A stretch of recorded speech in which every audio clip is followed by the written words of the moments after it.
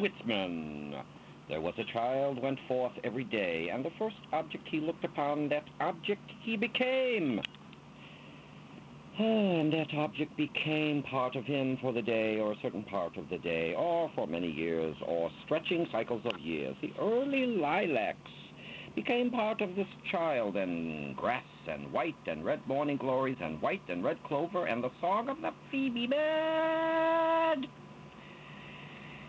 And the third month lambs, and the sows pink faint littered, and the mare's foal, and the cow's calf, and the noisy brood of the barnyard, or by the mire of the pond side, and the fish suspending themselves so curiously below there, and the beautiful, curious liquid, and the white water plants with their graceful flat heads all became part of him. Ha ha ha! The field sprouts of fourth month and fifth month became part of him.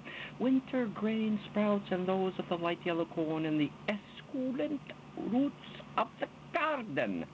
And the apple trees covered with blossoms and the fruit afterwards, and the woodberries and the commonest weeds of the road, and the old drunkard staggering home from the outhouse on the tavern, whence he had lately risen.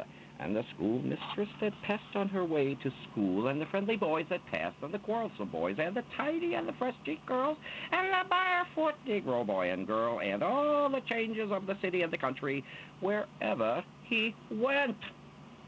His own parents, he that had fathered him, and she that had conceived him in her womb, and birthed him. They gave this child more of themselves than that they gave him. Afterward, every day, they became part of him. Ha ha! The mother at home quietly placing the dishes on the supper table, the mother with mild words cleaned her cap and gown, a wholesome odor falling off her person and clothes as she walks by.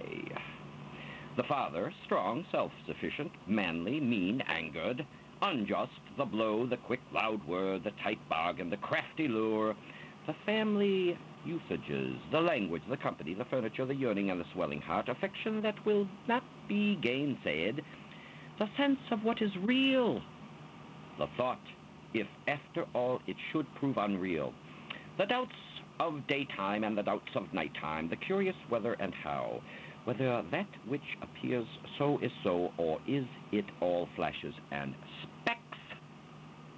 Men and women crowded fast in the streets. If they are not flashes and specks, what are they? The streets themselves and the facades of the houses and the goods in the windows, vehicles, teams, and heavy planked wharves. The huge crossing at the ferries, the village on the highland, seen from afar at sunset, the river between shadows, aureola and mist, and the light falling of roofs and gables of white or brown 2 miles off. The schooner nearby, sleepily dropping down the tide, the little boat slack towed astern, the hurrying, tumbling waves, quick broken crest slapping the strata of colored clouds, the long bar of maroon tint away solitary by itself, the spread of purity it lies motionless in, the horizon's edge, the flying sea crow, the fragrance of salt marsh and shore mud.